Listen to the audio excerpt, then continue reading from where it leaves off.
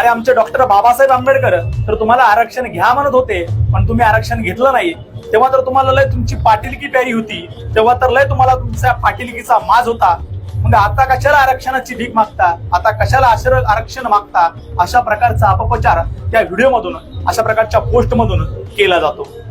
तर त्या अर्धवट मेंदूच्या दलिंदर तोंड्याला मला सांगायचंय की बाळा, बाबासाहेबांनी मराठ्यांना आरक्षण दिलं नव्हतं, तर मराठ्यांनी बाबासाहेबांना आरक्षण दिलं होतं. आणि ते मराठा म्हणजे छत्रपती राजश्री शाहू महाराज आहेत. त्यामुळे डॉक्टर बाबासाहेब आंबेडकर यांनी मराठ्यांना आरक्षण घ्या म्हणत होते, पण मराठ्यांनी ते आरक्षण घेतलं नाही.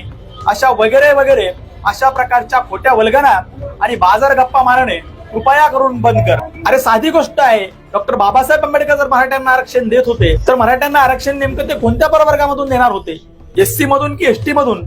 अरे एडपटा, तू मराठ्यांना आरक्षण देण्याच्या गोष्टी करतो. बाबासाहेबांनी ओबीसीला तरी आरक्षण दिलं होतं का, हे जरा अगोदर चेक करून बघ. बाबासाहेबांनी फक्त एससी आणि एसटी प्रवर्गातील लोकांना आरक्षण दिलं होतं. कारण डॉक्टर बाबासाहेब आंबेडकरांचा मृत्यू आज 6 डिसेंबर 1956 ला झाला होता आणि ओबीसी आरक्षण हे 16 नोव्हेंबर 1992 ला लागू झालं. म्हणजे डॉक्टर बाबासाहेब आंबेडकरांच्या मृत्यूच्या तब्बल 36 वर्षानंतर ओबीसींना आरक्षण लागू झालं. तर मग डॉक्टर बाबासाहेब आंबेडकरांनी मराठ्यांना आरक्षण देऊ केलं होतं, पण मराठ्यांनी आम्हाला नको म्हटलं वगैरे वगैरे हा खोटा अपप्रचार कशाला करता रे? थांब, तुला कदाचित राग येईल, पण अगोदर नीट ऐकून घे, समजून घे, आणि मग तुला काय रिॲक्ट व्हायचं ते रिॲक्ट होईल. भावड्या, राजघटनेचा मसुदा तयार होताना संविधान सभेचे सदस्य असलेल्या टी कृष्णामाचारी यांनी डॉक्टर बाबासाहेब आंबेडकर यांना मागासवर्गीय म्हणजे काय हा प्रश्न विचारला होता. तेव्हा त्यांच्या उत्तरादाखल स्वतः डॉक्टर बाबासाहेब आंबेडकर म्हणाले की अनुसूचित जाती आणि जमातीशिवाय अनेक राज्यात असे घटक आहेत की जे त्यांच्या इतकेच मागासलेले आहेत, पण मात्र सध्या त्यांना अनुसूचित जाती किंवा जमातीमध्ये घेता येणार नाही किंवा त्यांना लगेचच आरक्षण देता येणार नाही. तर मग जेव्हा बाबासाहेबांनी स्वतः सांगितलं की सध्या एससी एसटी वगळता इतरांना लगेचच आरक्षण देता येणार नाही, मग बाबासाहेब जर स्वतः जर सांगत असतील, तर तू मराठ्यांना बाबासाहेब आरक्षण देत होते हे नेमकं कशाच्या आधारावर सांगतोस? भावड्या, खरं म्हणजे मला या विषयावर बोलण्याची बिलकुल इच्छा नव्हती, पण हे जे सारखं सारखं तू मराठ्यांना टार्गेट करतोस आणि आपल्या बौद्धिक दिवाळखोरीचं प्रदर्शन करतोस ना, त्यामुळे आज हे सर्व बोलणं कुठेतरी गरजेचं आहे असं मला वाटलं. कारण माथारी मेल्याचं दुःख नाही तर काळ सोकावता कामा नये. स्वातंत्र्याच्या वेळची एक गोष्ट सांगितली जाते की देशाच्या संसदेत संविधान बनवण्याचं काम सुरू होतं. संविधान सभेमध्ये घटनेच्या कलमावर खडाजंगी सुरू होती. देशाचं भवितव्य लिहिलं जात होतं आणि या संविधान सभेमध्ये देशाच्या कानाकोपऱ्यातून निवडलेले अनेक सदस्य होते. पण घटनेचा मुख्य मसुदा लिहिण्याची जबाबदारी डॉक्टर बाबासाहेब आंबेडकर यांच्याकडे सोपवण्यात आली होती.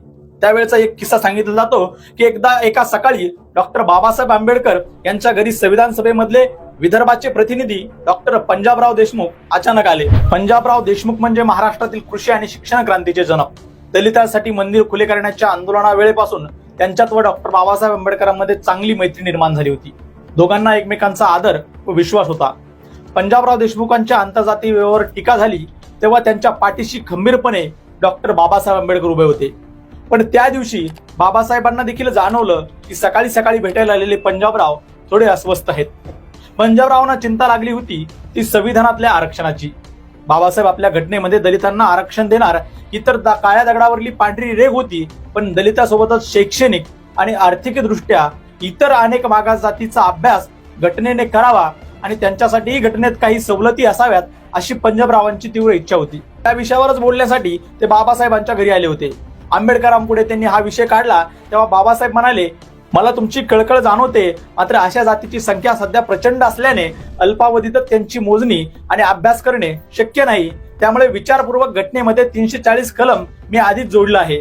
पंजाबराव देशमुख यांना बाबासाहेबांच्या शब्दामुळे दिलासा मिळाला, कारण घटनेच्या 340 कलमानुसार असा आदेश दिला होता की स्वतंत्र भारताचे पहिले सरकार अस्तित्वात आल्यानंतर त्यांनी राष्ट्रपतीच्या आदेशाने एक कमिशन नेमावे आणि या कमिशनने देशभर आरक्षणास पात्र अशा सर्व जातीची माहिती काढून ती सरकारला द्यावी. डॉक्टर बाबासाहेब आंबेडकर यांनी संविधान निर्मितीच्या अखेरच्या भाषणात ज्या मान्यवरांची घटनेच्या निर्मितीमध्ये मदत झाली त्या सर्वांच्या नावानिशी उल्लेख करून त्यांच्याविषयी कृतज्ञता व्यक्त केली. त्यामध्ये डॉक्टर पंजाबराव देशमुख यांच्या नावाचा उल्लेख त्यांनी विशेषत्वाने केलेला आहे. संविधानात केलेल्या तरतुदीनुसार 1953 साली कालेलकर आयोग आणि त्यानंतर 1979 ला मंडल आयोग गठीत केला गेला. दुर्दैवाने पंजाबरावांना अपेक्षित असलेल्या मराठा समाजाला आरक्षण मिळू शकले नव्हते. मराठा समाज बहुसंख्येने शेती करत असल्यामुळे, तो मुळात कुणबी असल्यामुळे त्यांनी कागदोपत्री कुणबी जात लावावी यासाठी त्यांनी भरपूर प्रयत्न केला. त्या काळात पंजाबराव देशमुख केंद्रात मंत्री होते. त्यांनी संपूर्ण महाराष्ट्रातील मराठा समाजाला कुणबी प्रवर्गात टाकावे म्हणून मुंबईच्या मराठा मंदिर येथे एक मीटिंग बोलावली.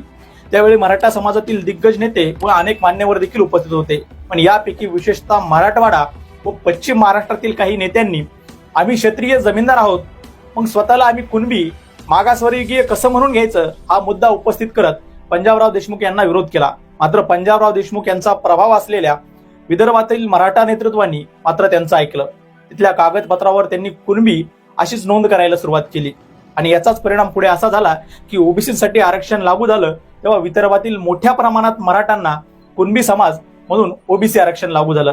गरीब मराठा कुटुंबातील मुले शिक्षण व रोजगारापासून वंचित राहू नयेत यासाठी पंजाबराव देशमुखांनी केलेले प्रयत्न सार्थकी लागले. विदर्भाने त्या काळी प्रागतिक विचार दाखवले म्हणून आज त्यांना आरक्षणाची लढाई लढावी लागत नाही. याचे संपूर्ण श्रेय जाते ते म्हणजे भाऊराव उर्फ पंजाबराव देशमुखांना. त्यामुळे पुन्हा एकदा ओबीसी आरक्षण आणि मराठा आरक्षण याशी बाबासाहेबांचा संबंध जोडण्या अगोदर कृपया करून तू हे सगळं एकदा समजून घे. बाबासाहेब काही संकुचित विचाराचे होते किंवा बाबासाहेबांनी फक्त एससी आणि एसटीचाच विचार केला असं मला कदापि म्हणायचं नाही. बाबासाहेबांबद्दल मला प्रचंड आदर आहे आणि बाबासाहेबांनी त्यावेळी त्यांना जे करता येईल ते 100% करण्याचा प्रयत्न केला होता हा मला 100% विश्वास आहे. पण शेवटी प्रत्येक माणसाला काही मानवी मर्यादा असतात आणि बाबासाहेब काही देव नव्हते आणि त्याच मर्यादेमुळे एससी आणि एसटीला आरक्षण दिल्यानंतर बाबासाहेब ओबीसीला आरक्षण देऊ शकले नाहीत. तर मग त्याच काळच्या सधन असलेल्या आणि सर्व राजकीय सत्ता आपल्या हातामध्ये असलेल्या मराठा समाजाला बाबासाहेब आरक्षण कसे देतील हा साधा प्रश्न आहे. परत एक वेळ तू म्हणतोस म्हणून आपण मान्यही करू की बाबासाहेब मराठ्यांना आरक्षण देत होते पण आमच्या पूर्वजांनी ते स्वीकारलं नाही. तर भावड्या मग चांगलं झालं ना, आमच्या पूर्वजांनी ते स्वीकारलं नाही म्हणून तर तुम्हाला ते आमच्या वाट्याच्या आरक्षणाचा लाभ घेता आला आणि नव्हे तो आजही तुम्ही घेत आहात. आणि या गोष्टीसाठी तर खरं म्हणजे तुम्ही आमच्या पूर्वजांचे आभार मानले पाहिजेत की त्यांनी त्यावेळेस आरक्षण स्वीकारलं नाही म्हणून तुम्हाला त्याचा फायदा घेता आला आणि जो तुम्ही आतापर्यंत घेत आहात. अरे मित्रा, तुला जर टार्गेटच करायचं असेल ना तर त्या आईत खाऊन ना त्या आरामखोरांना कर ज्यांनी आरक्षणाचा लाभ घेऊन नोकरी मिळवली, गाडी घेतली, घोडी घेतली, मस्त टुमलेदार बंगलाही बांधला. आज त्याची तिसरी पिढी देखील या आरक्षणाचा लाभ घेऊन उच्च शिक्षण घेत आहे. तर कोणी एठना एवढ्याल्या जाड साकळ्या, तर कोणी कानात बाळ्या आणि हातभर केस वाढून आलिशान गाड्यामधून फिरत आहेत. आणि तुम्ही कुठे आहोत तर आजही तिथेच. आजही तुझी आणि माझी लायकी काय आहे तर एक क्वार्टर आणि एक कोंबडी दिली की तू खुश होतो आणि वेडेवाकडे हात करत रस्त्यावरती रील बनवतो. अरे आता तरी हे माकड चाळे बंद कर आणि खरंच जर तू बाबासाहेबांचा कार्यकर्ता असशील तर त्या हरामखोरांना, त्या आईत खाऊंना जाब विचारायला शिक जे समाजाच्या नावावर मोठे झाली आणि समाजाला विसरले. अरे यांची पोट फुटायची वेळ आली तरी अजून किती दिवस फक्त हे स्वतःच्याच ताटात वाढणार आहेत माहित नाही. तुम्ही शिकले, तुम्ही मोठे झाले, तुमचे घरदार झाले म्हणजे सर्व झाले का? बाबासाहेबांनी सांगितले होते की ज्यांची आर्थिक परिस्थिती सुधारली, जे बऱ्यापैकी आर्थिक सक्षम होतील त्यांनी स्वतःहून आपल्या आरक्षणाचे लाभ विसर्जित करावे. तसे शासनाला त्यांनी लेखी द्यावे आणि त्यांनी आपल्या उर्वरित मागास बांधवाच्या उद्धारासाठी प्रयत्न करावेत. हे बाबासाहेबांना अपेक्षित होते.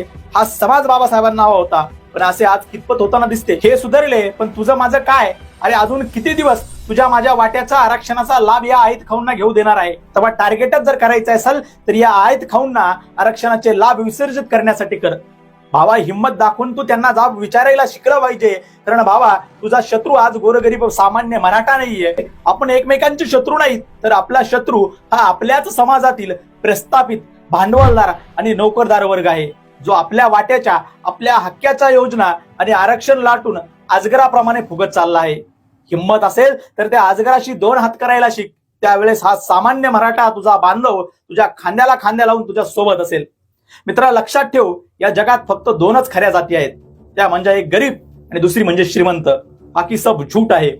तू ज्यांना आपलं आपलं म्हणतोस, ज्यांना ऐकून तू मराठ्यांना आपल्या सोबतच्या बांधवावर टीका करतोस, तो तुझ्या जातीतील प्रस्थापित कधीही तू त्याच्या जातीचा आहेस म्हणून त्याची पोरगी तुला देणार नाही ना तुझी बहीण करून घेणार आहे. आणि त्यामुळे यांच्या सांगण्यावरून तू पेटू नको आणि गोरगरीब सामान्य तुझ्याच बरोबर शेतात कंपनीत काम करणाऱ्या मराठा भावाला तू हिनवू नको, विरोध करू नको, आपल्यात वाद घालू नको.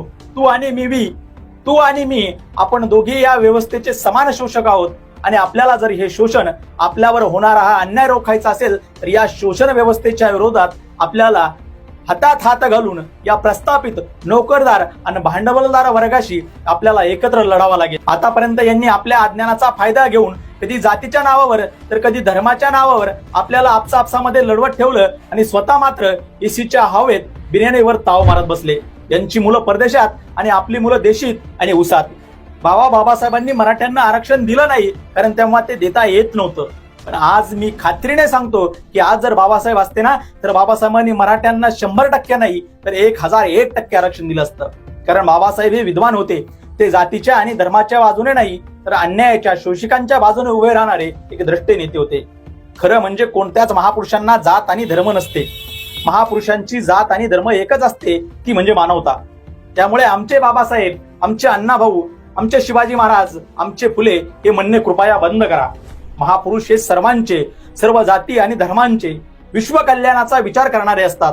आज जर बाबासाहेब असते तर स्वतः बाबासाहेबांनी ही जी 4-2 ओबीसी मधील टाळकी मराठा आरक्षणाला ओबीसी मधून विरोध करत आहेत ना, त्यांच्या गांडीवर फटके दिले असते, हे मी ठामपणे सांगतो. त्यामुळे यांचा कावा ओळख, यांच्या अपप्रचाराला बळी पडू नको आणि रोज सोबत राहणाऱ्या गावखेड्यातल्या 18 पगड जातींना एकत्र घेऊन गावगाडा चालवणाऱ्या, एकाच कामावर सोबत जाणाऱ्या, एकाच शाळेत एकाच कॉलेजमध्ये शिकणाऱ्या, पण केवळ मराठा आहे म्हणून तुझ्यापेक्षा 5 पट 10 पट फीस भरणाऱ्या मराठा भावाच्या व्यथा तू समजून घे. आणि तुला जर त्याच्या सोबत त्याला जर सपोर्ट करता येत नसेल ना तर निदान त्याच्या विरोधात तरी बोलू नको, एवढीच माफक अपेक्षा करतो आणि थांबतो. धन्यवाद.